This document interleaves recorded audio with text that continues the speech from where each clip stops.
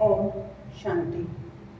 आज 1 जुलाई 2023 बाबा हम ब्राह्मण बच्चों को हिम्मत, ढांढस, सांत्वना देते हुए कहते हैं, बच्चे हिसाब किताब 2 तरीकों से चुकता होना है, या तो योग से या भोग से। लेकिन ब्राह्मण बच्चे, निश्चय बुद्धि बच्चे, बेफिक्र बच्चे कभी किसी प्रकार की फिक्र में रहते नहीं हैं, क्योंकि अगर कोई कर्म भोग शरीर के रूप में आया भी तो सोचते हैं कि पुराना शरीर है, हिसाब किताब चुकतू होना है, अभी तो हमको उस दुनिया में जाना है जहां हम निरोगी होंगे, रोग कभी आएंगे ही नहीं। तो हिसाब किताब में भी विचलित नहीं होंगे, अडोल रहेंगे। ऐसी शक्तिशाली सांत्वना या कहें धैर्य देते हुए बाबा के महावाक्य सुनेंगे हम। आज बाबा के महावाक्य हैं। बाबा कहते, मीठे बच्चे, तुम्हें अपने ही तन मन धन से भारत को पावन बनाने की सर्विस करनी है। इस भारत को माया रावण से लिबरेट करना है। प्रश्न है, जो बच्चे देही अभिमानी रहने का पुरुषार्थ करते हैं वह किस फिक्र से छूट जाते हैं? क्या क्वेश्चन था? जो बच्चे देही अभिमानी रहने का पुरुषार्थ करते हैं वो किस फिक्र से छूट जाते हैं? बाबा कहते हैं, इस पुराने शरीर का कर्म भोग जो घड़ी घड़ी भोगना के रूप में आता है, हिसाब किताब चुकतू करना पड़ता है, वह इस फिक्र से छूट जाते हैं, क्योंकि उनकी बुद्धि में रहता अभी तो हमें पुराना हिसाब किताब चुकतू कर कर्मातीत बनना है। फिर आधा कल्प के लिए किसी भी प्रकार का रोग हमारे पास आ नहीं सकता। बाबा ऐसी फर्स्ट क्लास नेचर क्योर करते हैं जो बीमारी का नामो निशान ही नहीं रहता। गीत है, तुम्ही हो माता पिता, तुम्ही हो बंधु सखा, तुम्ही हो। ओम शांति। बच्चों ने गीत सुना, बच्चे जानते हैं हम पतित पावन माता पिता के सम्मुख बैठे हैं। पतित भारत को पावन बनाने के लिए श्रीमत पर चल रहे हैं, क्योंकि तुम बच्चे हो अपने परम पिता परमात्मा की सर्विस पर। बाप भी इसी सर्विस में है। ये तो बच्चे जानते हैं। बरोबर भारत पावन था, अब पतित बना है। पावन दुनिया को 5000 वर्ष हुए। दुनिया इन बातों को कुछ नहीं जानती। अभी तुम बच्चे बाप की श्रीमत पर चल तन मन धन से भारत की सेवा करते हो। भारत को माया रावण की जंजीरों से छुड़ाए राम राज्य स्थापन कर रहे हो। ये तुम किसी को भी समझा सकते हो। हम पतित भारत को पावन बनाने आए हैं, तो जरूर पवित्र बनना पड़े। पवित्रता पर ही झगड़ा चलता है। कोई ना कोई तकलीफ होती है, उनकी है हिंसक लड़ाई, तुम्हारी है रावण रूपी 5 विकारों से लड़ाई। तुम ये भी जानते हो, कलप कलप हम श्रीमत पर चले हैं। इस समय सारी दुनिया रावण की मत पर चल रही है। श्रीमत से तुम दैवी मत वाले देवता बनते हो। अभी तुम ब्राह्मण वर्ण के हो। क्या हो? ब्राह्मण वर्ण के हो। तुम सारी पतित दुनिया को पावन बनाते हो। बेहद का बाप आए हैं किसके पास? बच्चों के पास। बच्चे कहते हैं, हम अपने तन मन धन से भारत को फिर से दैवी राज्य बनाते हैं, क्योंकि भारत सत्यों के आदि में राजस्थान था। हम अपना दैवी राज्य स्थापन कर रहे हैं। जैसे बापू गांधी ने अपने तन मन धन से सेवा की, जेल में गए तो तन से सेवा की ना, मन भी उसी में लगा हुआ था। अभी तुम जानते हो बेहद का बापू भी माया रावण से लिबरेट करते हैं। वो बेहद का बाप ये भारत का बापू जी था। अब हम जिससे पढ़ रहे हैं वो है बेहद का बाप, और महात्मा गांधी क्या था? भारत का बापू जी था, सभी का नहीं था। वैसे भी बुजुर्ग को बापू जी कहते हैं, मेयर को भी बापू जी कहते हैं। फादर्स तो बहुत हैं, लेकिन तुम्हारा फादर एक है, दूसरा ना कोई। बेहद का बाप एक है, शिव बाबा। वो भारत को पावन बनाने की सेवा में उपस्थित हुआ है। तुम हो शिव शक्ति सेना।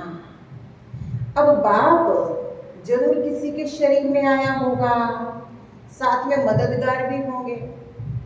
अब अकेला शिव तो नहीं है ना, शिव के साथ शक्ति भी तो गाई हुई है। तो बाबा कहते बाप अकेला तो नहीं होगा, साथ में कोई मददगार तो होंगे। तुम शिव शक्ति सेना हो ना, तुमको समझाने में बड़ा सहज है। उन्होंने भारत को स्वतंत्र कराने में कितना सहन किया। अब बाबा कहते अंग्रेजों का गुलाम था भारत, तो उसको आजाद कराया, तो कितना सहन किया, कितनी अबलाएं जेल गई, जास्ती दुख पुरुषों ने उठाया। अब देश को आजाद कराना था तो घर से बाहर निकल के जो सामना किया अंग्रेजों का, वो किसने किया? भाइयों ने किया। अब भी फिर माताओं को दुख सहन करना पड़ता है। अब सारी दुनिया को किससे लिबरेट बनाना है? अब करना है रावण से, दुखों से। तो बाबा कहते अब कौन दुख उठा रही है? माता। क्यों? बाबा कहते इस विश्व के कारण, काम विकार के कारण। तुम समझा सकते हो, बाप आया है पहले नई सृष्टि रचने, तो पहले ब्राह्मण चाहिए, ब्रह्मा मुख वंशावली ब्राह्मण, फिर तुम देवी अर्थात विष्णु की वंशावली बनते हो। ये बुद्धि में रहना चाहिए। बरोबर हम बाबा के साथ मददगार हैं। श्रीमत पर तो हजारों लाखों को चलना है। बापू की भी बड़ी सेना थी, उनमें भी कोई अच्छे नामी ग्रामी थे, कोई कैसे थे, उस बापू ने फिरंगियों से छुड़ाया। अभी तुम बच्चों को बाप रावण दुश्मन से छुड़ाने के लिए श्रीमत दे रहे हैं। कैसे? वो कहते हैं हम स्वराज्य स्थापन करते हैं। तुम्हारी बुद्धि में है हम दैवी स्वराज्य स्थापन कर रहे हैं। श्रीमत पर कदम कदम पर श्रीमत लेनी पड़ती है। बाबा कहते श्रीमत से श्रेष्ठ बनेंगे। हर एक का कर्म बंधन अपना अपना है। कर्मातीत अवस्था को पाने के लिए अंत तक पुरुषार्थ करना पड़ता है। कर्मातीत अवस्था अभी आई नहीं है, अर्जुन बहुत पुरुषार्थ करना है। कर्मातीत अवस्था वह है जिसमें शरीर को कोई भी दुख ना हो। पुराने शरीर को अंत तक दुख होता ही है। ऐसे नहीं कि सब संपूर्ण हो चुके, कर्म भोग चुक तो करना है। कर्मातीत अवस्था जब तक ना हो तब तक माया के तूफान, कर्मों के हिसाब किताब भोगना के रूप में आएंगे। बाबा कहते जब तक कर्मों का इफेक्ट ना पड़े, यानी कर्मों के प्रभाव से न्यारे ना हो जाएं, आत्मिक स्थिति में ना टिक जाएं, तब तक बाबा कहते हिसाब किताब कैसे? माया के तूफान के रूप में, कर्मों के हिसाब किताब के रूप में भोगना चली आएगी। उसकी फिक्र नहीं करनी है कि बीमारी क्यों आई, दुख क्यों आया, परेशानी क्यों आई, माया के तूफान क्यों आए। बाबा कहते उसकी फिक्र नहीं करनी है, केवल बाबा को याद करना है। बाप कहते हैं देही अभिमानी भव। ये अक्षर अभी के हैं जो गाए जाते हैं, मनुष्य तो जानते ही नहीं है इसका अर्थ क्या है। अब तुम जानते हो, सोल कॉन्शियस से हम अकेला होकर बाप को याद कर सकते हैं। अब सोल कॉन्शियस बनना है, पुरुषार्थ करना है।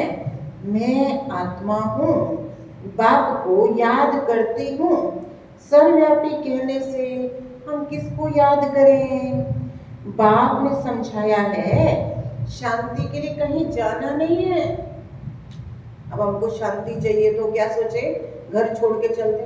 बाबा कहते शांति के लिए कहीं जाना नहीं है, कर्म तो करना है लेकिन अशरीरी होकर रहना है।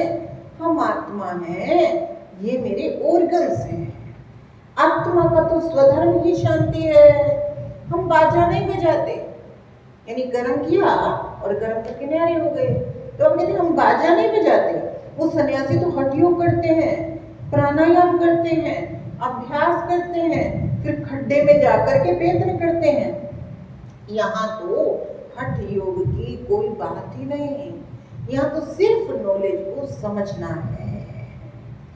गॉड फादर की नॉलेज को कोई जानते नहीं है, या कह देते हैं कि गॉड सर्वव्यापी है, इसको कहते हैं मिथ्या ज्ञान।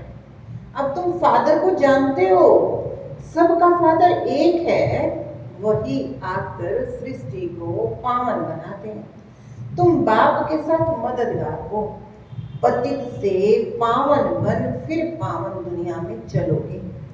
वहां पावन दैवी राज्य चलता है।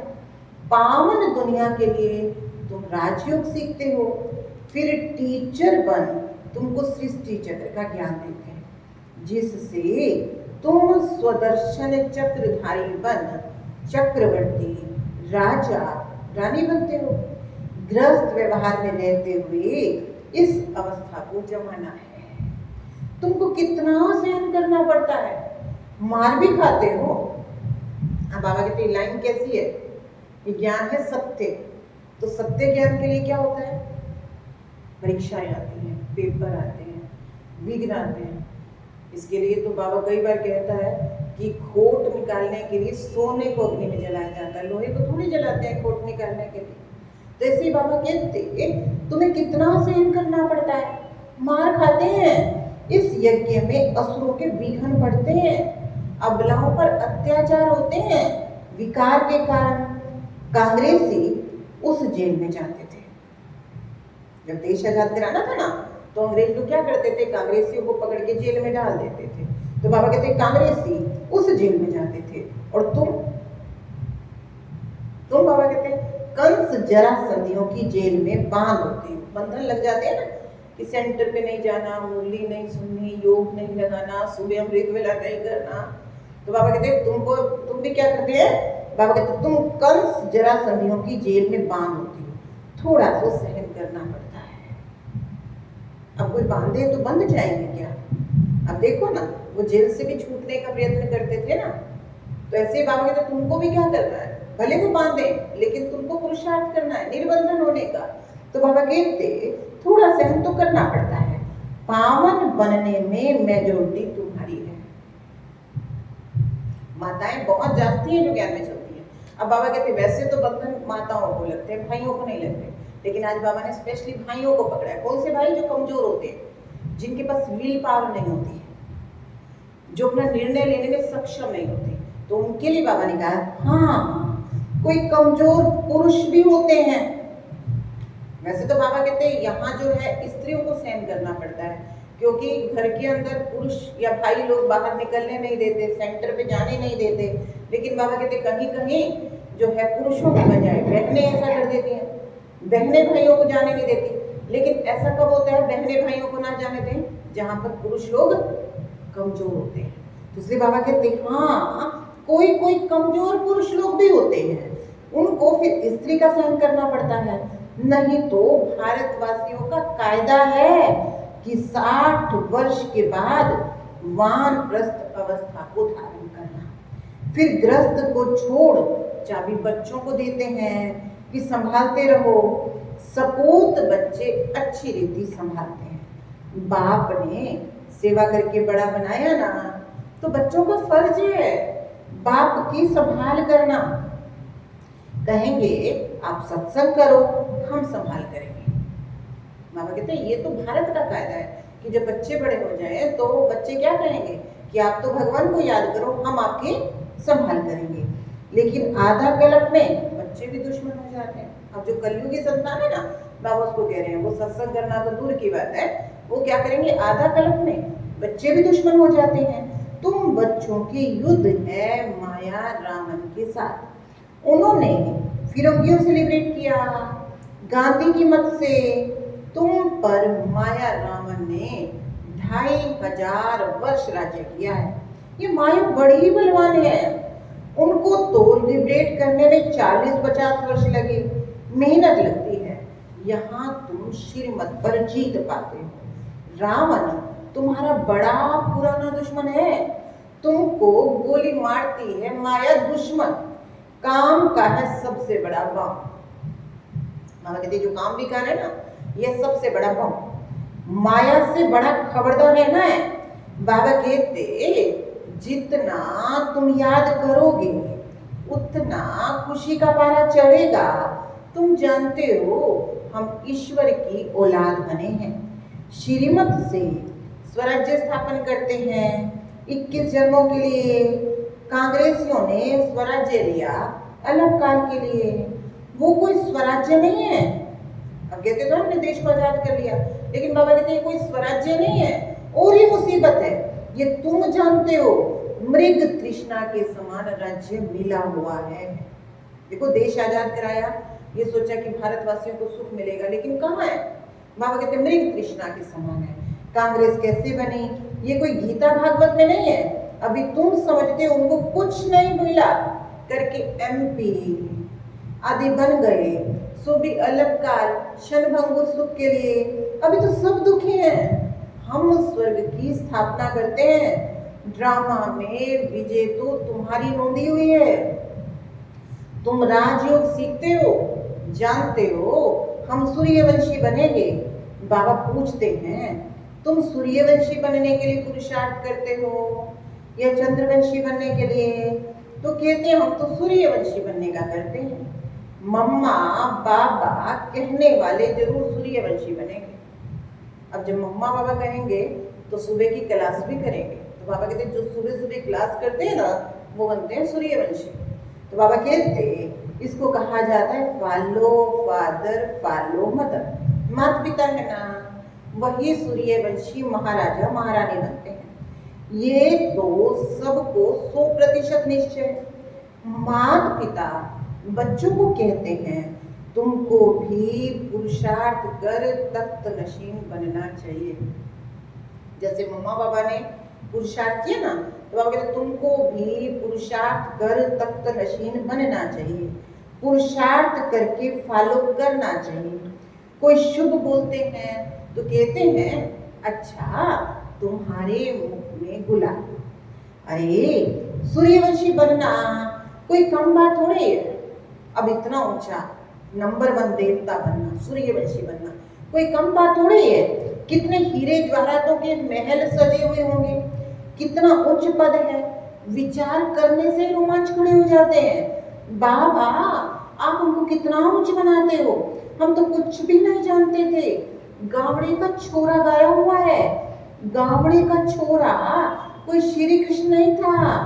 यहाँ गांव वाले कितने आए हैं। गरीबों का सौभाग्य है, साहूकारों का तो हृदय विदीर्ण हो जाता है। बाप कहते मैं हूँ गरीब निवाज। देखते हो कौन कौन आते हैं वर्षा लेने। तो कोई भी मिले बोलो हम भारत की सर्विस पर हैं। तन मन धन से भारत को स्वर्ग बनाने की सेवा करते हैं। तो कोई भी इनकम टैक्स वाला ऑफिसर होगा तो तुमको झट माफ कर देगा। क्यों माफ करेगा? क्योंकि हम अपना धन किस में लगा रहे हैं? खुद के लिए तो नहीं लगा रहे ना, खुद की सेवा के लिए तो नहीं लगा रहे, खुद के आराम के लिए भी नहीं लगा रहे। तो बाबा कहते हैं अगर जो है कोई इनकम टैक्स ऑफिसर होगा उसको ये समझ में आ जाएगा कि सेवा के लिए भारत को स्वर्ग बनाने के लिए लगा रहे हैं, तो तुम्हारा क्या होगा, तुमको झट माफ कर देगा। उस गवर्नमेंट के पास तो बहुत पैसे बर्बाद होते हैं, तुम्हारे पैसे तो भारत को आबाद करते हैं। कितना फर्क है। किसी को समझाओ, अब बाबा कहते समझाने की युक्ति ऐसी रची, किसी को समझाओ तो वो चकित हो जाए, ओहो ये तो बड़ी भारी सर्विस करते हैं, ऐसी सर्विस करो, बहुत बहुत मीठे बनो, सच्चे साहिब से सच्चा होकर रहना है, सच्चे साहिब को याद भी करना है। अगर सचखंड का मालिक बनना है तो सच्चे बाबा को निरंतर याद करने का अभ्यास करो। सिमर सिमर सुख पाओ। ऐसा और कोई नहीं जिसके कलह कलेश मिटे हुए हों। कुछ ना कुछ बीमारी तो होती है, बाबा कहते वहां तुमको कुछ नहीं होगा। बाप तुम्हारा ऐसा नेचर क्योर कर देंगे जो तुम कभी बीमार नहीं बनोगे, 21 जन्म तुम निरोगी बन जाओगे। तो इतने नशे में समझाओ, फर्क समझाओ, पांडव क्या करत भये और कौरव क्या करत भये, उस बापूजी ने क्या किया और ये बेहद का बापू क्या करते हैं। बाप तुम्हें रावण की जंजीरों से छुड़ाते हैं। उस बाप को याद करने से तुम्हारे विकर्म विनाश होंगे। वो बाप भी है, टीचर भी है, सतगुरु भी है, जन्म जन्मांतर के पाप सिर पर है, उससे पावन बनने का उपाय एक है।